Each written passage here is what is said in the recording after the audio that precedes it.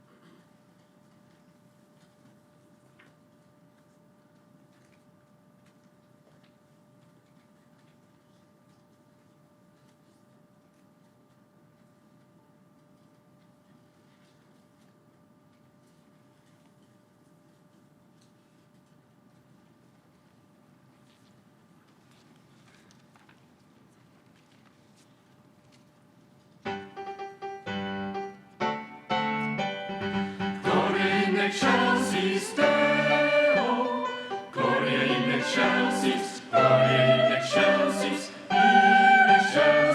Deo. Gloria, Gloria in excelsis Deo.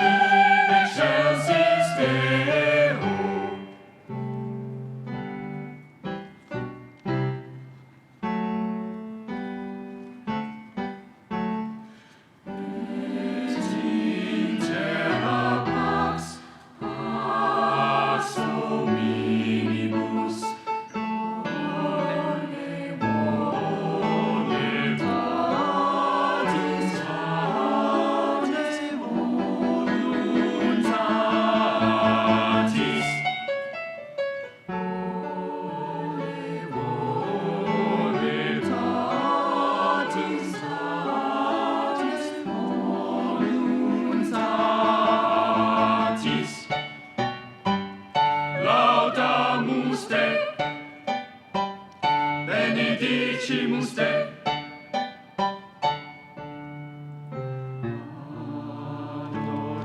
Adoramus Te.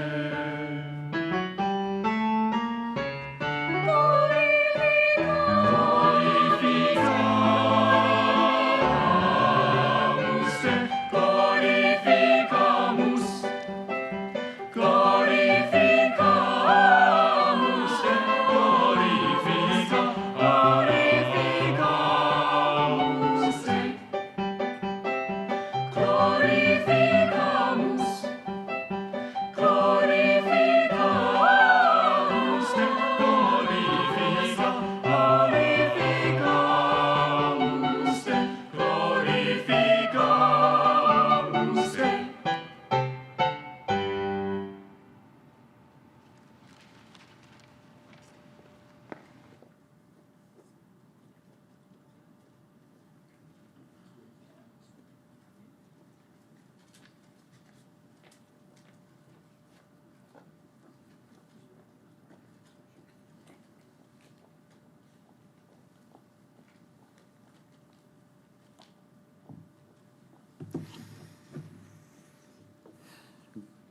On behalf of the Colby College Board of Trustees, welcome to the inauguration of David A. Greene as Colby's 20th president. It is my great pleasure to welcome David's family, Carolyn, Madeline, Nora, and Declan. Do you have any idea how cool it is for all of us to have the four of you living here on our campus? But also to his parents, Richard and Dolores Greene, and to his extended family. I want to welcome also trustees, faculty, students, delegates, staff, honored guests, and community members. This is a great day. This is a beautiful site in front of the Miller Library. This is only the 5th time in 100 years when we have come together to install a president. I thank you for being here with us. We have tremendous hope for the future, built on the great strengths of the past. Colby has been blessed with presidents of vision, of energy, and of courage. We are honored to have our two immediate past presidents here with us today. William R. Carter and William D. Adams, I ask both to rise for our recognition and our applause.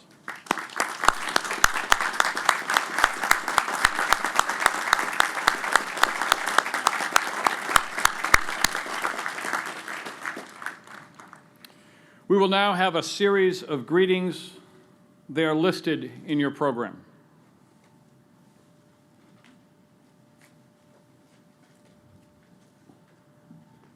President Greene, President Zimmer, Presidents Adams and Cotter, Chair Diamond and trustees, Senator Collins, and all the honorary degree recipients, including President Zimmer, Mr. Axelrod, Professor Lawrence Lightfoot, and all the gathered faculty, staff, students, and distinguished guests. It is my pleasure to bring greetings on behalf of the state of Maine to everyone gathered here to celebrate the inauguration of President Greene. The state of Maine and this institution both mean so much to me. I'm proud to be a native of this state and a member of the Colby class of 2009. The state and the college have an extraordinary relationship to benefit all of us, but especially Colby's students. Our shared history and the relative size both of Maine and Colby mean that each has an outsized impact on the other. And each of the college's presidents, too, have had an important part of the state's educational and civic life. The college and the state share the spirit of Dirigo, Latin for I lead, the state's motto. Forward thinking has characterized Colby's since its early history in efforts against slavery, in the admission of women, and in addressing climate change. I know that we all look forward to what Colby will continue to achieve under the leadership of President Greene. And so on behalf of the people of Maine, especially those who share Waterville as their home with Colby's students, faculty, and staff, best of luck to President Greene and to his family. We will be your partners, and we are truly excited about the future that your leadership will shape for Colby and for Maine. Thank you very much.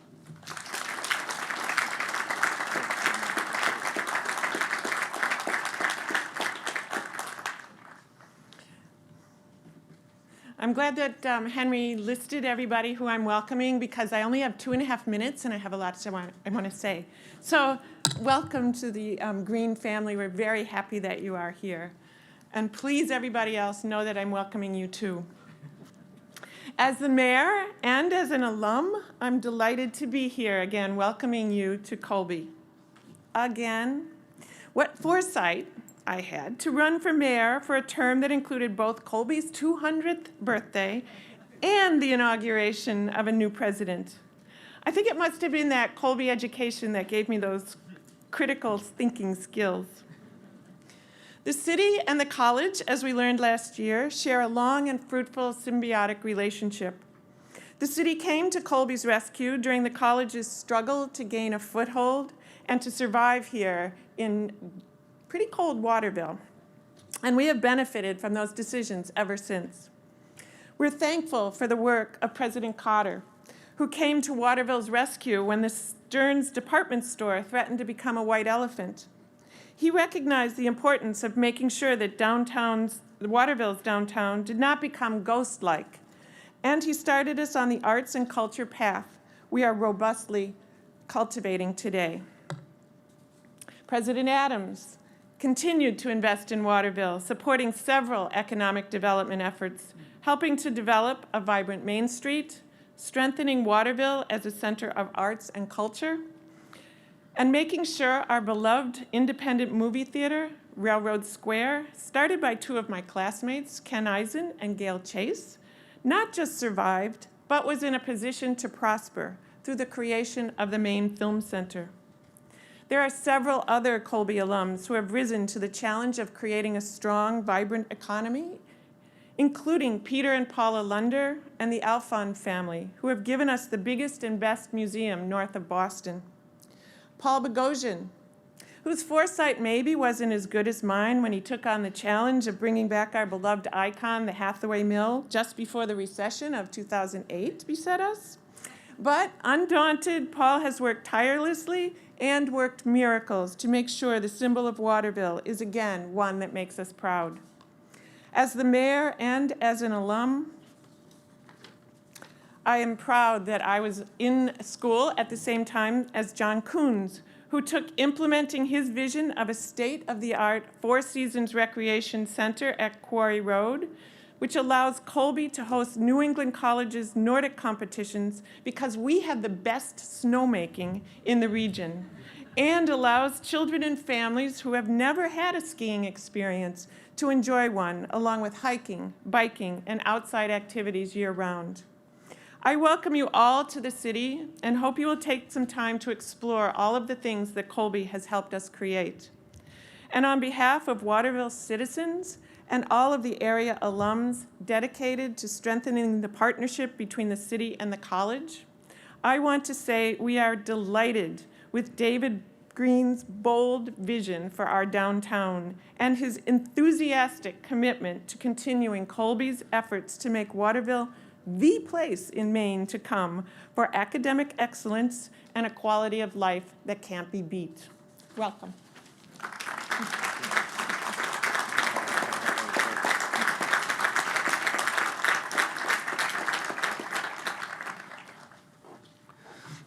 President Greene, on behalf of the faculty, let me warmly welcome you and your family to Colby.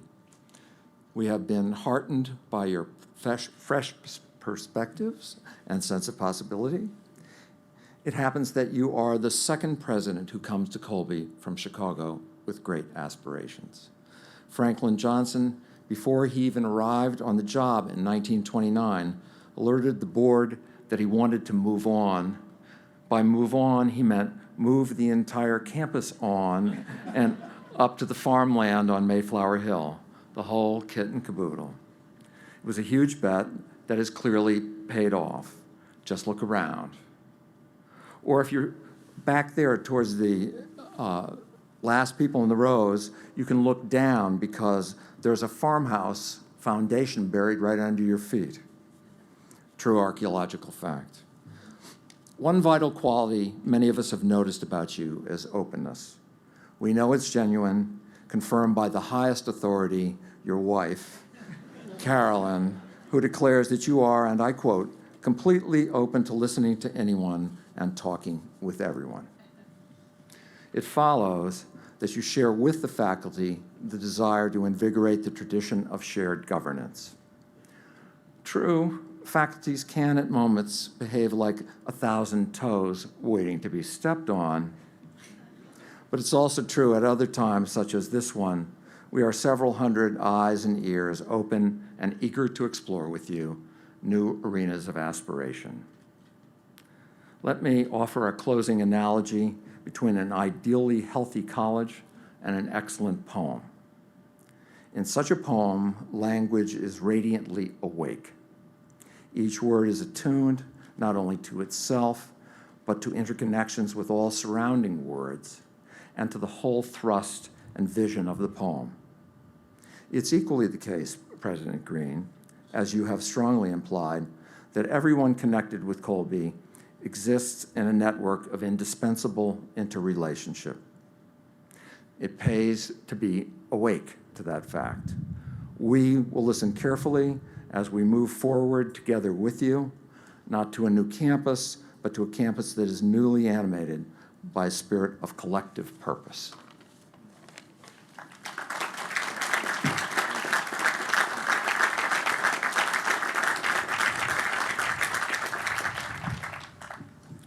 President Greene, on behalf of the students, I am honored to welcome you here to the Colby community. Philosopher Jean Vanier once said, "A community is only being created when its members accept that they are not necessarily going to achieve great things, that they are not going to be heroes, but simply live each day with new hope and wonderment as the sun rises and Thanksgiving as it sets." Community is a word we use often here at Colby. Our community is comprised of 1,800 students that come from over 60 countries from around the world. As you can see, we have a ton of flags here today that represent that. Our community is a collection of students that call 42 different states home. However, what I find most important about our community is something that you might not necessarily find in an admissions brochure. It is that our community has grown to be a tight-knit student body in which everyone is committed to the mutual growth of their peers, the well-being of the world around us, and continued pride for our college. There are so many things that Colby students love about our alma mater. The exceptional academic experience provided by our outstanding faculty, the wonderful facilities and resources that support our education. But above all, the thing we love most is the fundamental sense of belonging to a community. We, the students, are so delighted to welcome you and your family to Colby. We know that you will soon feel the strong sense of community that has shaped so many of our college experiences. We're excited to learn from your leadership, grow from your wisdom, and witness what great things you will accomplish here. On behalf of the student body, I would like to welcome you to our community. We're sure glad to have you.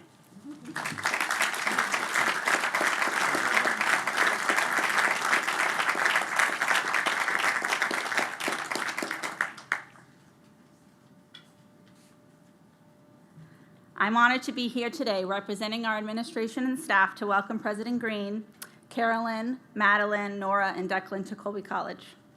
While inaugurations in concept are designed to honor an individual, they more so celebrate the institution as a whole. This is truly a day to celebrate as we encourage our 20th president to explore our past, live in our present, and develop aspirations for our future. Colby has had a long tradition of achievement and development. We have been successful because we are influenced by the people around us. We create opportunities, experiences, and interactions that can only happen because of the people that sit among us. We are as diverse and determined as the students we serve. Our areas of focus vary from assisting students, supporting faculty, engaging alumni, to cooking, cleaning, repairing, fundraising, and even snow removal, which is certainly a job in itself. Our unique personalities are what make Colby so special, and we are excited that President Greene is now part of our community. We are a dedicated group of staff here at Colby. I'm one of 536 employees who have currently served 5,060 years of service to the college. If you're doing the math, yes, it's impressive. An average of over 10 years a person. We stay because we know we are making a difference.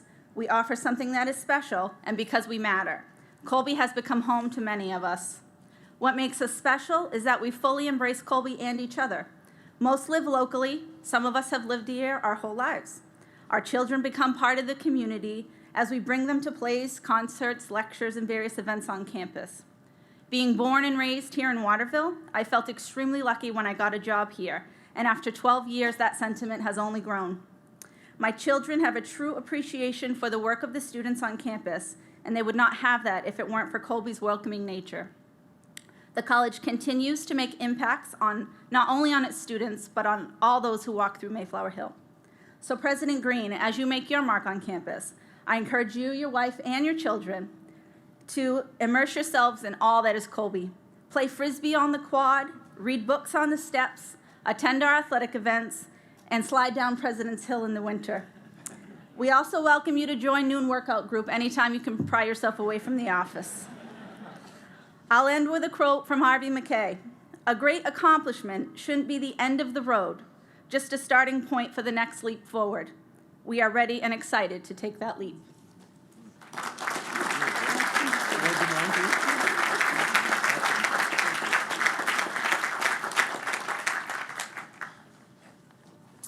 Good afternoon.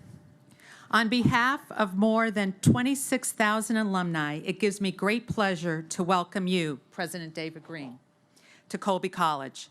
Colby alumni reside in all 50 states and nearly 100 countries around the globe. We include members ranging from the class of 1933 through the class of 2014. While our individual stories are different, we share a passion for this place, and in the liberal arts tradition, inquiring and discerning minds that are eager to engage with you, President Greene, about the future of this institution. As we revisited our past last year at the bicentennial, we were reminded that Colby alumni are unique in their accomplishments. In 1929, President Franklin Johnson determined that the college had to move, and he called upon alumni to help. His favorite saying was, "What must be done will be done." There were many doubters, yet Colby alumni did what no other college alumni body has done before or since. It helped move an entire campus, lock, stock, and barrel, to the most amazing place here on Mayflower Hill. We alumni have come to believe that nothing is impossible. So President Greene, please dream big and boldly. We look forward to the discourse that will flow from that discussion and thinking of moving those dreams forward to take Colby to yet another great place. And like our history, it will make a difference. So I ask you that there are alumni that are with us today that represent the 26,000 alumni to please join me in giving President Greene our Colby style of warm welcome. Welcome and best wishes.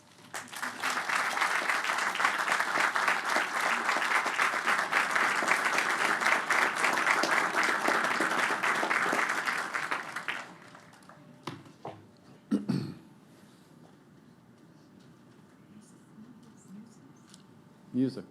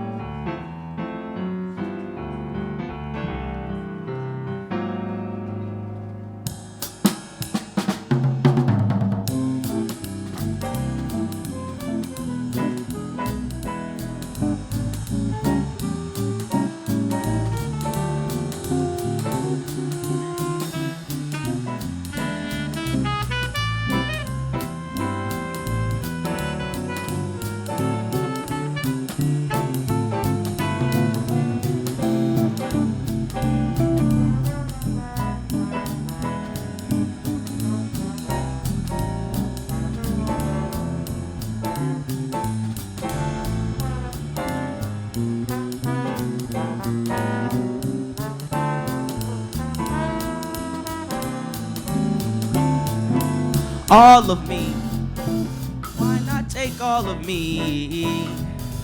Can't you see I'm no good without you? Take my lips, I'll never use them. Take my arms, I want to lose them. Your goodbye left me with eyes that cry. How can I go on, dear, without you? You took the part that once was my heart, so why not take all of me?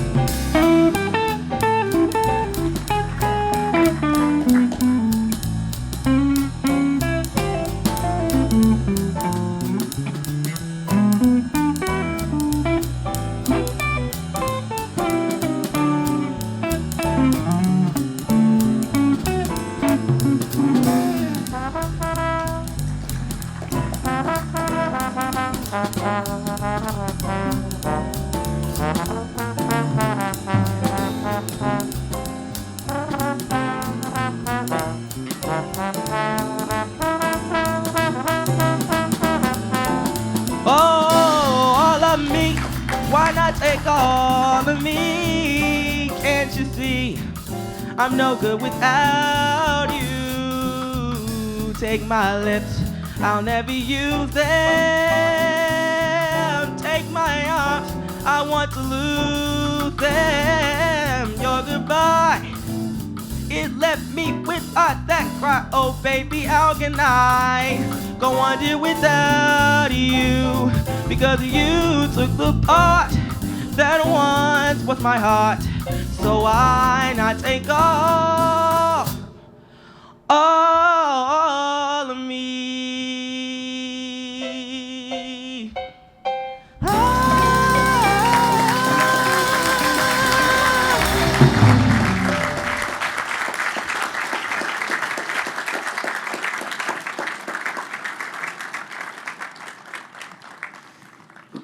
To think I almost interrupted that.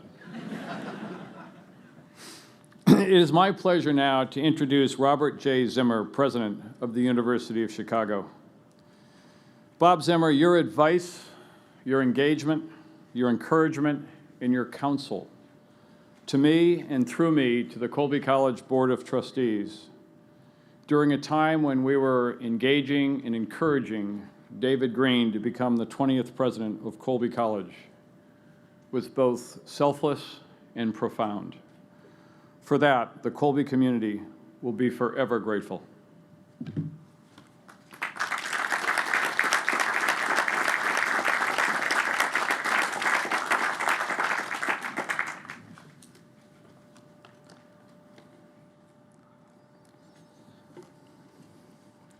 Thank you for those very kind words, Bob. I'm very pleased to be with all of you today. It's an exciting moment for Colby College as it begins a transition to the next phase of its history. And it's an exciting moment for my very good friend and colleague, David Greene, as he assumes Colby's presidency.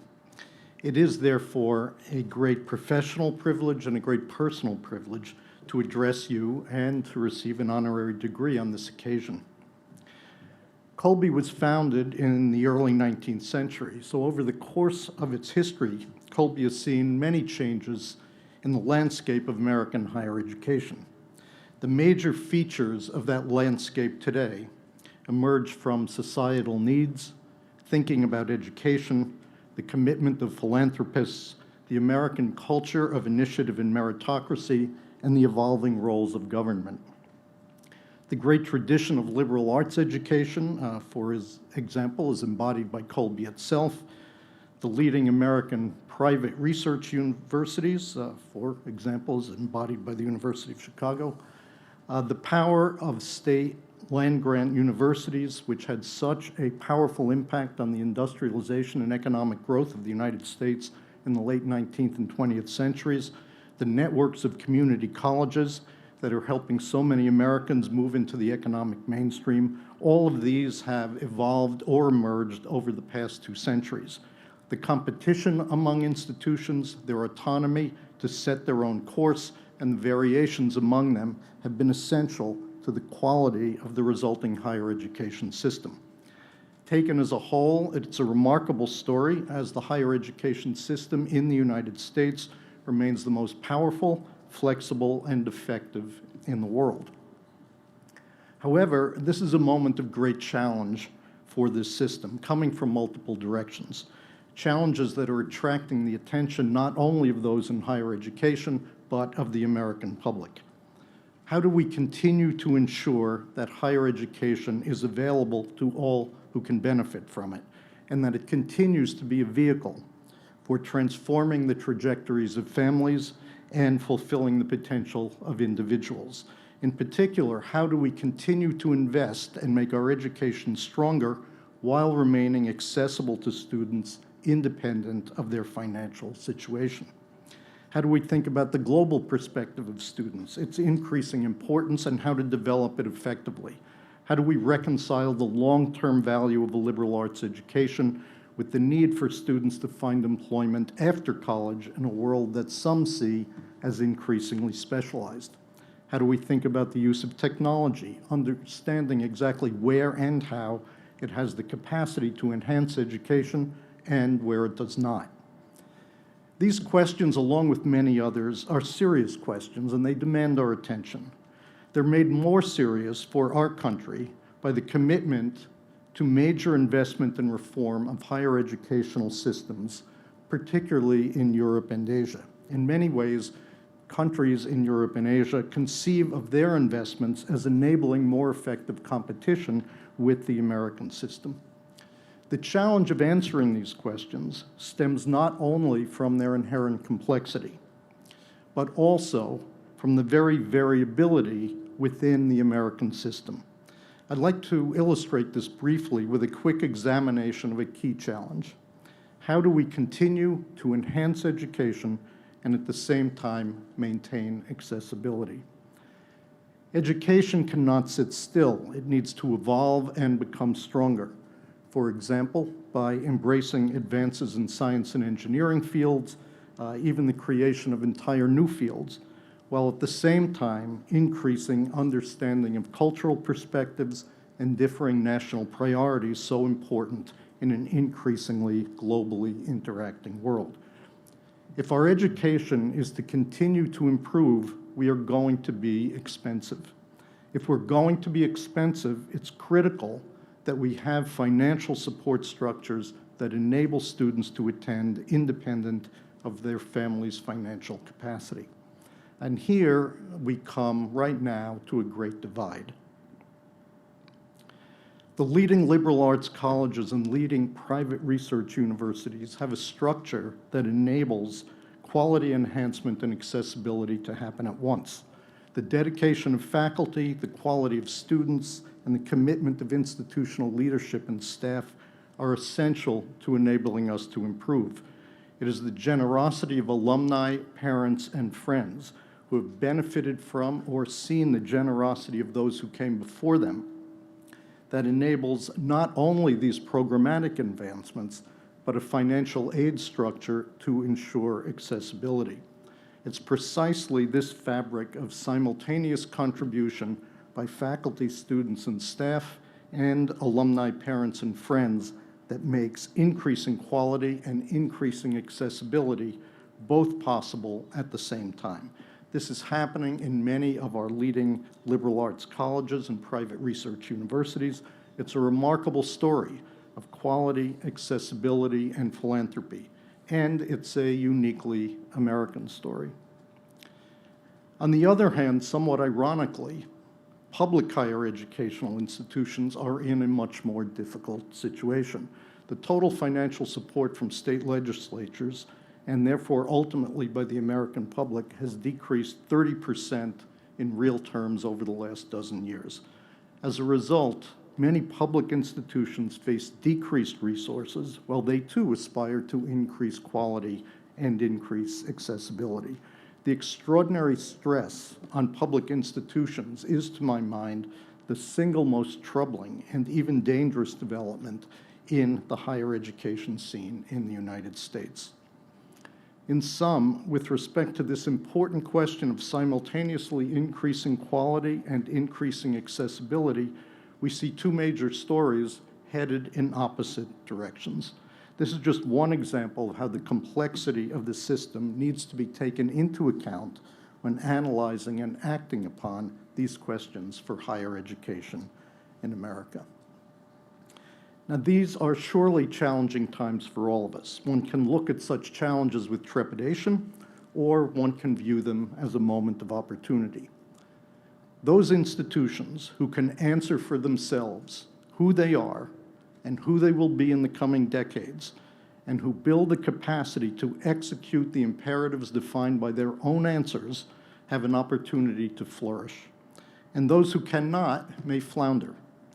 The evolution of the whole higher education system in the United States will depend on individual institutions rising to the challenges themselves. So Colby, like all institutions of higher education, finds itself at a moment of definition for the coming decades, for itself and for the role it will play in the United States higher education system. Now, fortunately, Colby approaches this moment with a dedicated faculty, wonderful students, attentive staff, and committed alumni and parent bodies, each of which is absolutely critical to its success. But it also approaches this moment with the leadership of an extraordinary individual as president, whose vision, strategic thought, energy, and absolute commitment to execution will, I am totally confident, help make extraordinary progress here. I'm so confident of this because I work closely with David Greene virtually every day, and that includes the weekends, for 8 years in Chicago, as well as for 4 years before that at Brown. He helped make extraordinary things happen in Chicago, things that would not have happened without him. And I know that the same will be true here in Colby. As I've tried to indicate, the work of Colby over the next period will be crucial not only for Colby itself, but as an exemplar for the nation. So it is with great optimism that I congratulate Colby on its new president and congratulate David on assuming the presidency. And I'm sure that all of you will enjoy and take great satisfaction and pride in the coming adventure. Thank you very much.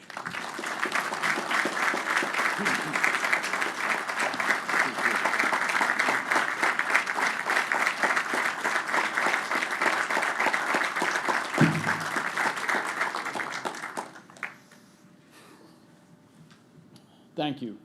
Thank you, President Zimmer. This is truly an exciting time for Colby, a remarkable and historic moment, grounded in a remarkable and compelling past and pointed toward a very bright future. Colby is just beginning its third century, having celebrated a bicentennial last year in 2013. At that time, we were reminded of Colby's modest and uncertain beginning. Even with a charter signed on February 27, 1813, by the governor of the Commonwealth of Massachusetts, Maine was not yet a state. And the granting of 6 square miles of land in the unappropriated parts of the Commonwealth, there was no campus. There were no resources to support the enterprise. There were no students. There was no faculty. And the charter terms could have been revoked at any time. As we gather here this afternoon, we honor the extraordinary legacy of our founders and all who preceded us. Our history is captured in part and in brief by the artifacts on the table to my left and the chair on which President Greene sits. This chair, a gift to President Arthur Roberts from Leslie Cornish, class of 1874. Cornish was a Maine Supreme Court Justice and chair of the Colby Board of Trustees. The chair was first used at the rededication of the chapel on the old campus in 1924. The Hamlin Bible.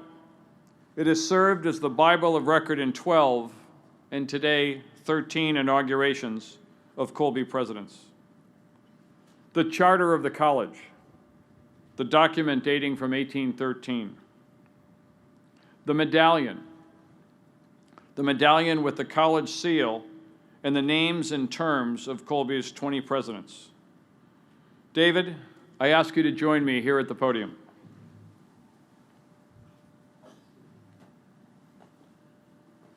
President Greene, the Board of Trustees has chosen you as the 20th president of Colby College. You have the privilege and responsibility to lead Colby to the fulfillment of its great promise. The medallion which I place around your neck contains the college seal. The seal bears the inscription Lux Mentis Scientia. Knowledge is the light of the mind.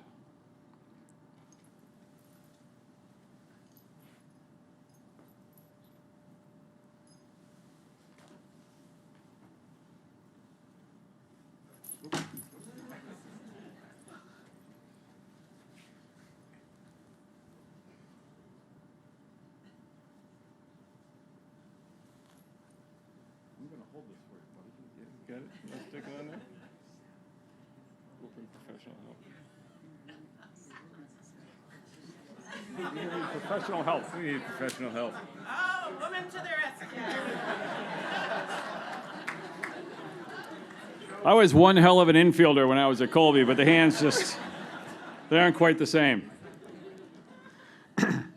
This one I can do. It's coming. There.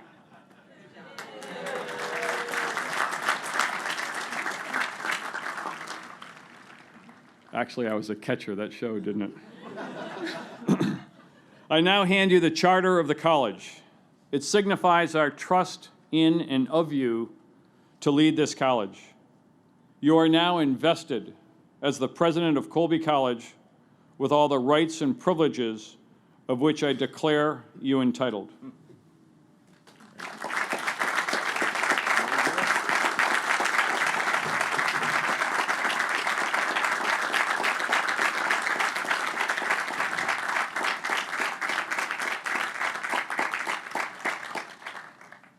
I hope this is a facsimile.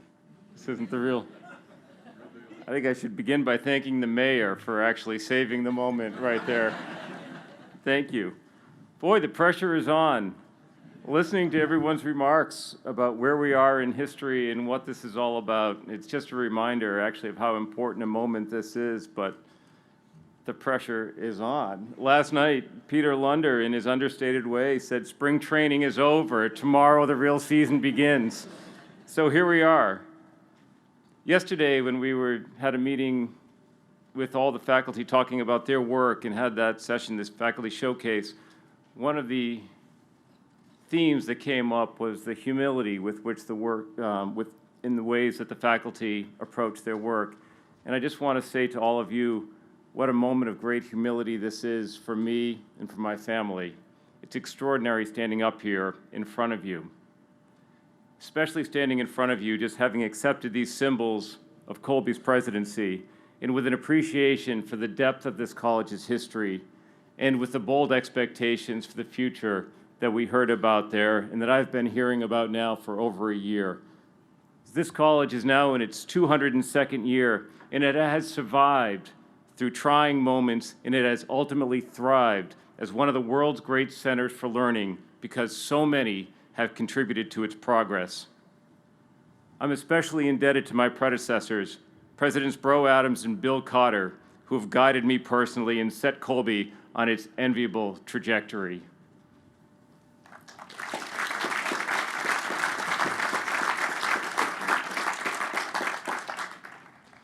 And although those of us here will author only a short chapter in this important history, we must use our time to lift Colby even higher.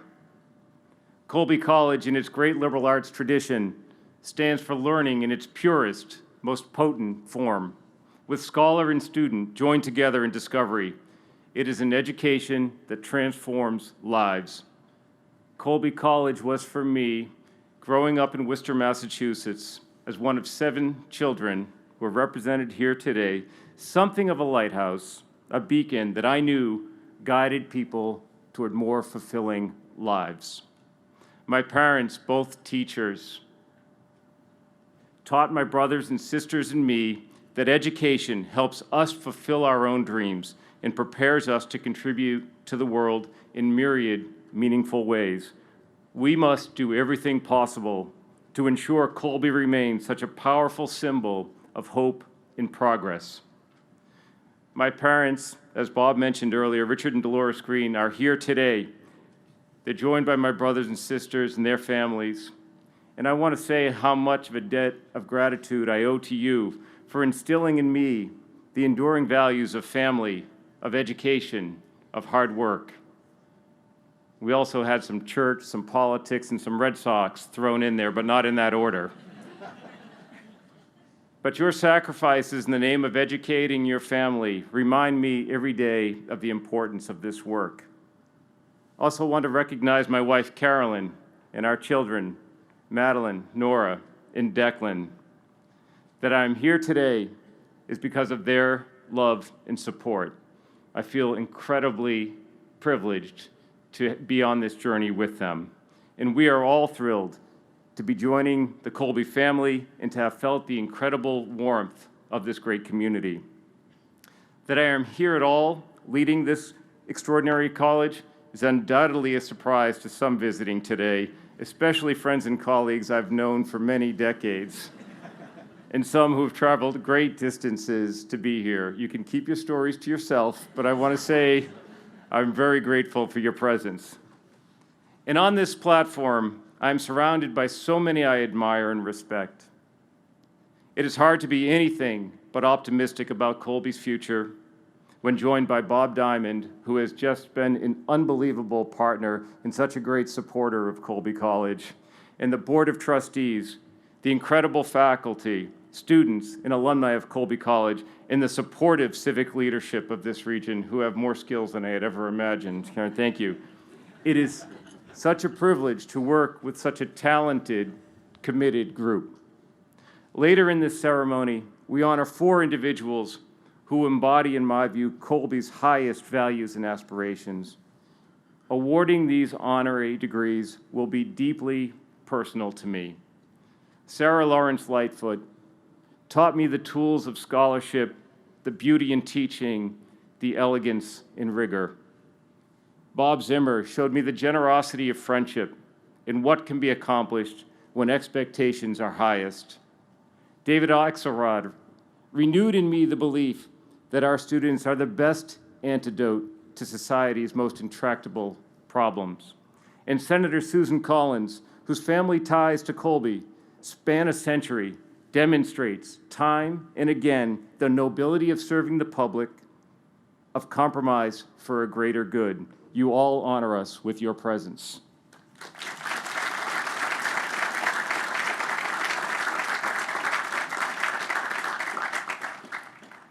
There are so many who have put Colby in such an enviable position and have made this moment possible. However, this moment does not belong to any one person, and it certainly does not belong to me. This is about Colby. This is Colby's moment. This is Colby's time.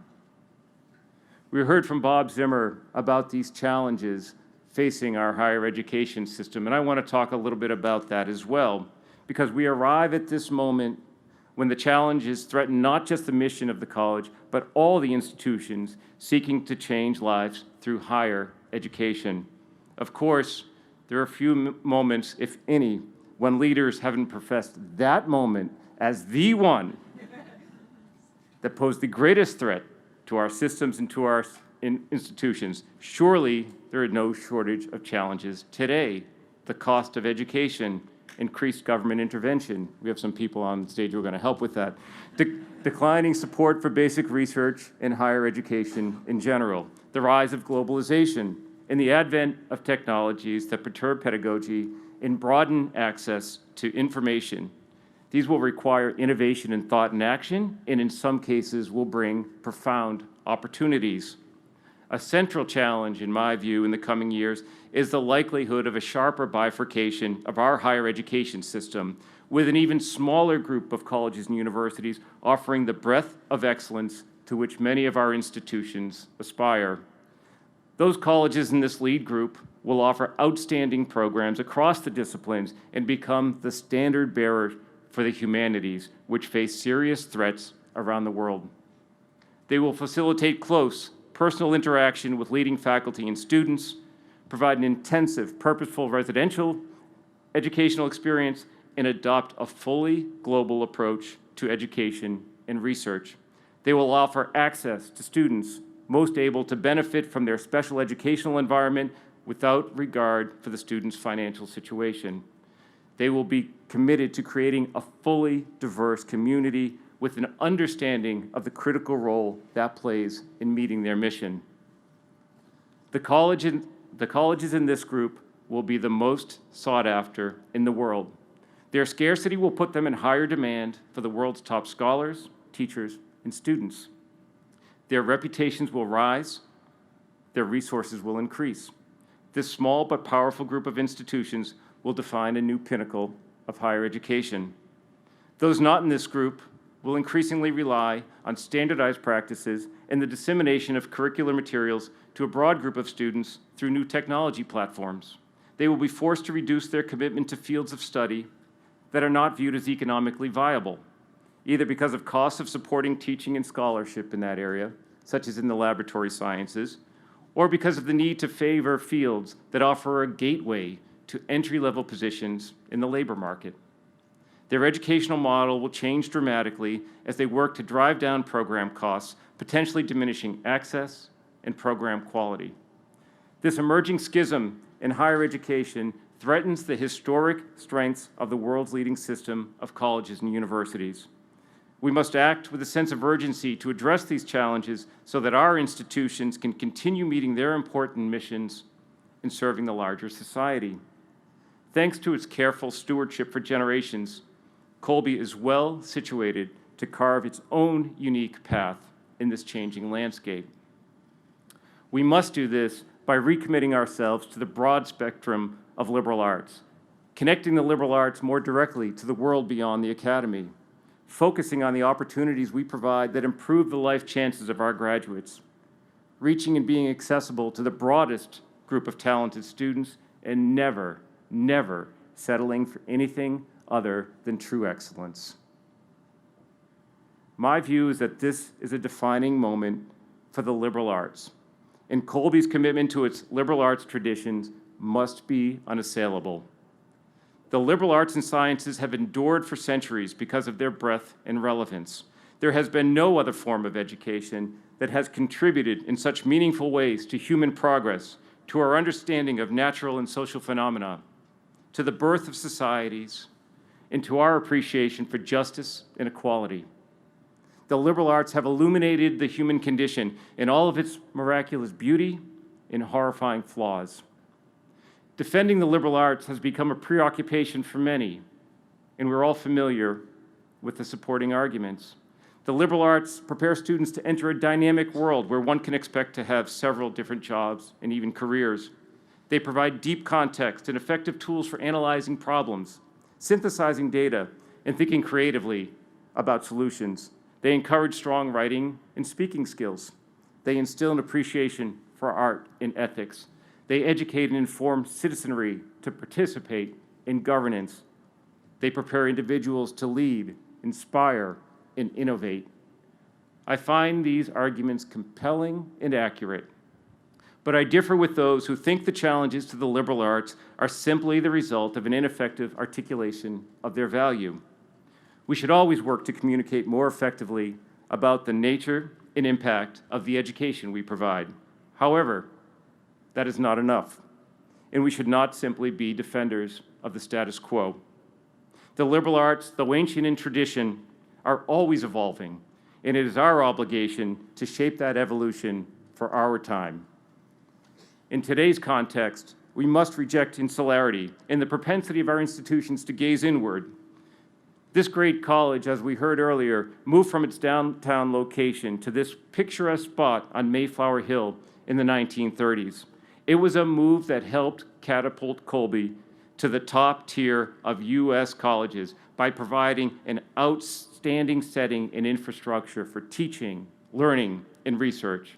The move fit with a view of college at the time as a largely isolated experience, where students at the cusp of adulthood were to be cloistered with learned women and men and to be shaped by 4 years of education and maturation to re-enter the world as productive citizens and leaders.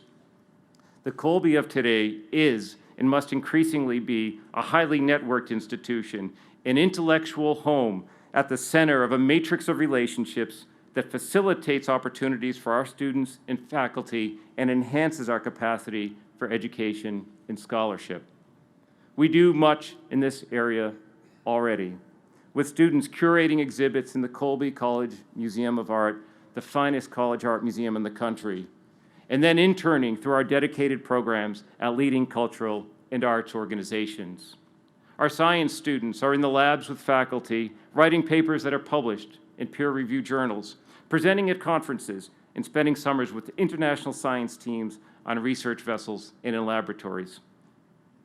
Colby students interested in finance and public sector positions work hand in hand with our leading government and economics faculty and enjoy a broad array of internships and experiences with global financial companies, government agencies, and NGOs. The examples are just as robust if we were talking about classics of philosophy, computer science, or psychology. Yet we can take this so much further by systematically organizing our January terms, the summer experiences on campus and away, and semester time opportunities. We can structure a set of experiences that build on and ultimately enhance our classical liberal arts education and tie our timeless curriculum to the ever-changing demands of the world beyond Mayflower Hill.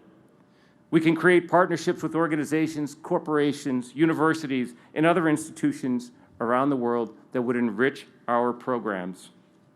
We can establish a much stronger culture of support from our alumni and friends that will open strategic affiliations and result in literally thousands of opportunities for Colby students and faculty. The Colby degree must continue to represent the most rigorous liberal arts training, as well as the richest set of experiences that complement our educational programs and prepare students for lives of meaning and impact. Defending the liberal arts need not be our preoccupation. Indeed, that defense will be of little necessity if we focus instead on the excellence of our programs, on the connections of the liberal arts to the world beyond the academy, and on how our programs directly contribute to the positive life outcomes of our graduates. I want to say something about Colby in Waterville, because as we look beyond Mayflower Hill, we must begin where we began, off this hill in the center of Waterville. Colby is of the world, but Waterville is our home, and we can never forget that we are a Waterville institution first. We are of this place, and we were formed by the generosity of its citizens. In 1813, at the time of the college's founding, many towns were under consideration as the site for the fledgling Baptist institution intended as a northern analog to Brown University. That changed when the leaders of Waterville, then an emerging shipbuilding and manufacturing center, pledged land and money to house what was no more than a charter at the time. The college arose from the generosity and ambitions of Waterville, but it faced many challenges in its first century. The Civil War years took a toll on the college, but it was rescued by the largesse of the local community. Gardner Colby, who spent his formative years in Waterville but never attended the college, pledged his fortune as a life-saving donation to the college if it could be matched through additional fundraising. The funds were secured, and in 1866, the Board of Trustees changed the name of Waterville College to honor Gardner Colby.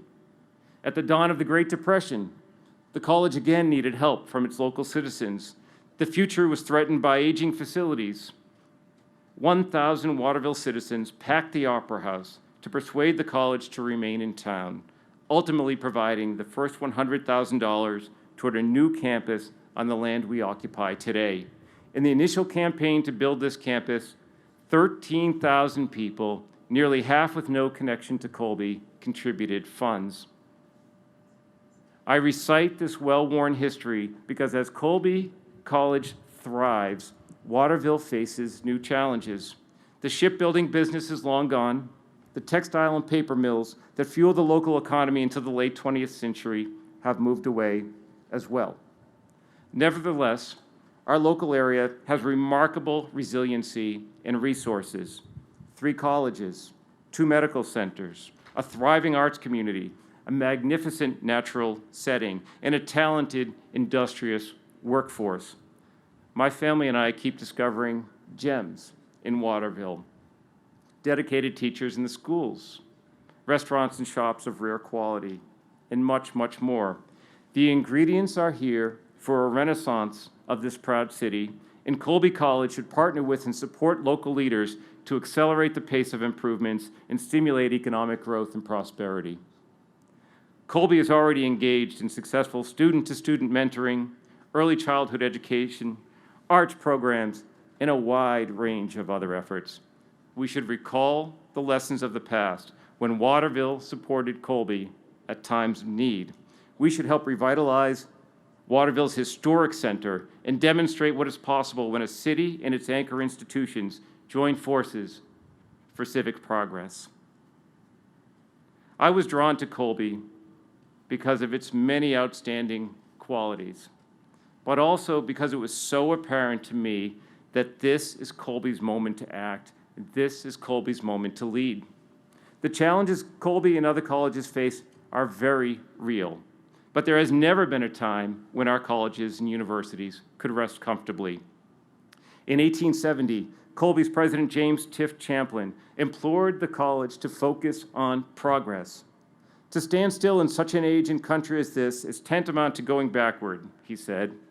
Champlin's words are equally apt today. Our obligation is to ensure that Colby grows and prospers, that it is ideally positioned to weather any storms ahead. We must foster a culture of innovation and aspiration with the hope that Colby will constantly renew itself. This is a moment to invest in Colby. Never has the college been as strong, has its trajectory been so steep for so long. It is from this position of strength that Colby can reach its highest ambitions and set itself apart as one of the world's truly admired and leading institutions. It is from this foundation that we can prepare our students to head institutions and organizations, reshape fields of knowledge, promote justice, equality, and more civil, progressive societies. This is Colby's moment. This is Colby's time. It is our time to commit to the highest level of support for our faculty, students, and staff, and to have unwavering focus on the excellence of our programs. It is our time to fully open our campus to the greatest diversity of perspectives and experiences. It is our time to make the liberal arts more integrated with the world beyond our campus. It is our time to move Colby to a preeminent position among the world's liberal arts colleges. This is Colby's moment. This is Colby's time. And I accept the responsibilities of this presidency by pledging that I will do everything possible to lift this great college to new heights. And I ask the Colby community to join me in this important work. Thank you.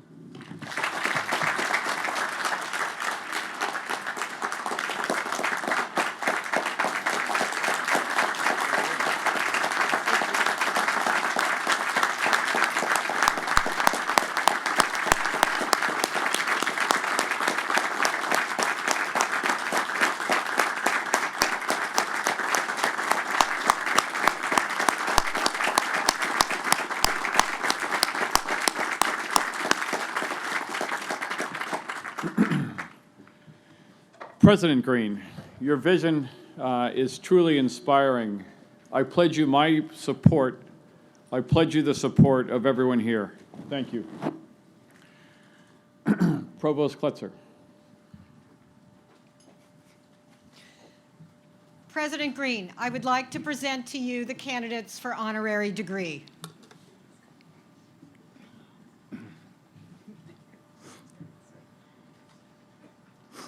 President Greene, I have the honor to present for the degree Doctor of Laws, Susan M. Collins.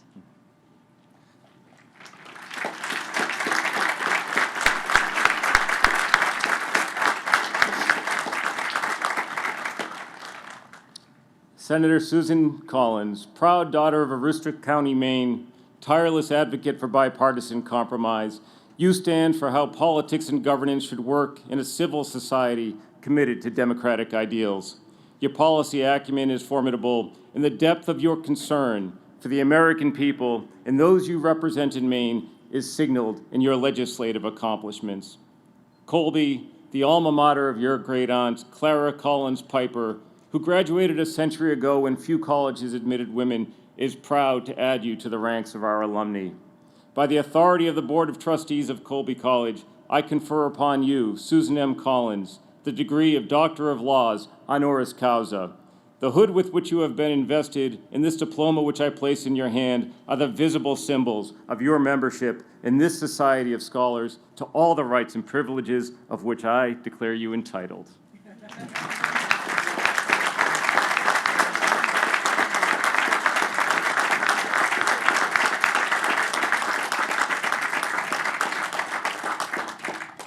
President Greene, I have the honor to present for the degree Doctor of Laws, honoris causa, David M. Axelrod.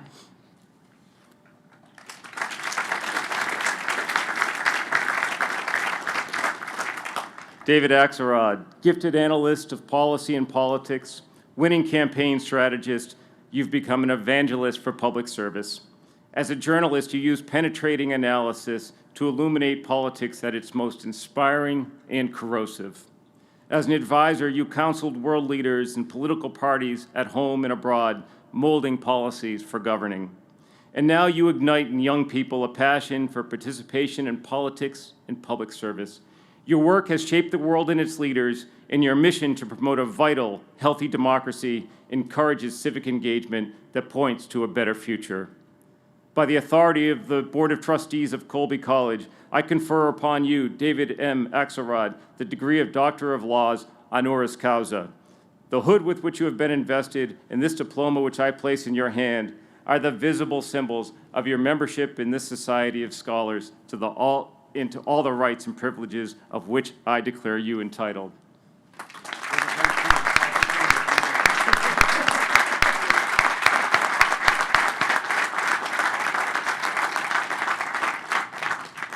President Greene, I have the honor to present for the degree Doctor of Letters, honoris causa, Sarah Lawrence Lightfoot.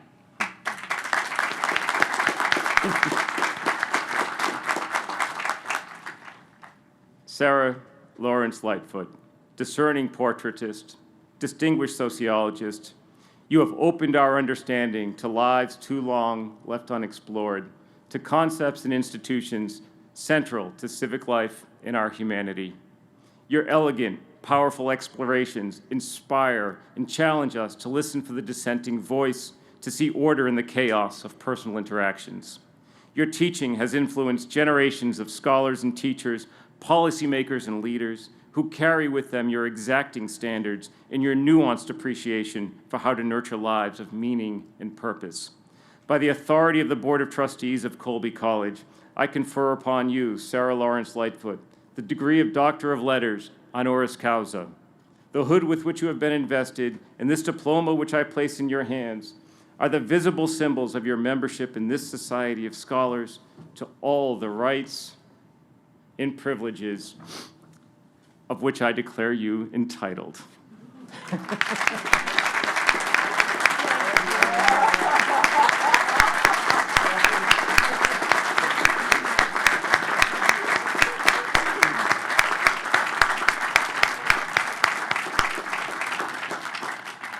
President Greene, I have the honor to present for the degree Doctor of Science, honoris causa, Robert J. Zimmer.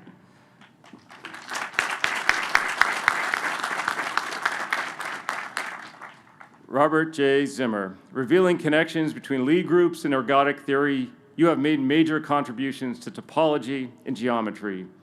Leading mathematicians in various fields have been inspired by the Zimmer program, named for your groundbreaking work. Where others see barriers, you see connections, an ability that also defines your achievements as president of the University of Chicago. In this stunning second career, you have led a venerable institution to become a modern force and a destination for global scholarship and education of enduring quality. By the authority of the Board of Trustees of Colby College, I confer upon you, Robert J. Zimmer, the degree of Doctor of Science, honoris causa. The hood with which you have been invested and the diploma which I place in your hand are the visible symbols of your membership in this society of scholars to all the rights and privileges of which I declare you entitled.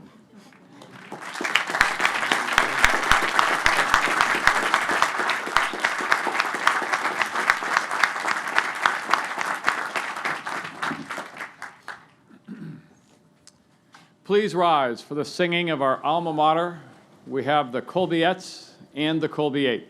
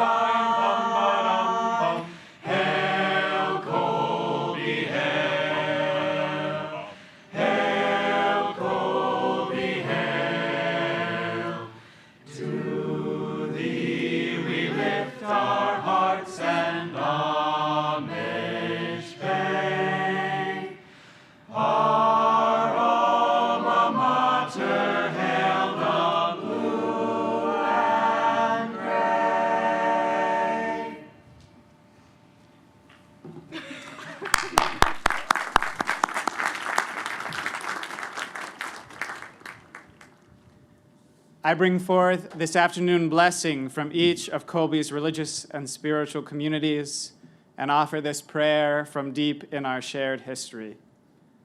Marcia Chaplin, beloved wife of our founding president Jeremiah Chaplin, penned these words as they journeyed together toward an unknown vision of a school that would one day become Colby College. I have every reason to believe that to do good is the greatest object of Mr. Chaplin. To do good is our hope and our prayer. May those words ring in your ears, President Greene, and may they rest in the hearts of all of us, your family, friends, our faculty, staff, alumni, and students who journey with you toward yet more unknown visions. To do good. As we strive together for excellence, may we remember goodness. May the joy of this moment and the hope of things to come carry us through the joys and trials of our journey ahead to do good together. Amen.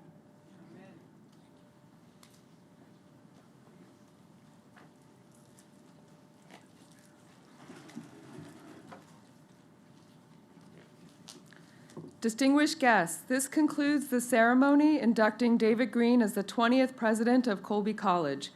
You are all invited to meet President Greene and his family at a reception immediately following the recessional across Mayflower Hill on the Colby Green. Please remain standing by your seats for the recessional.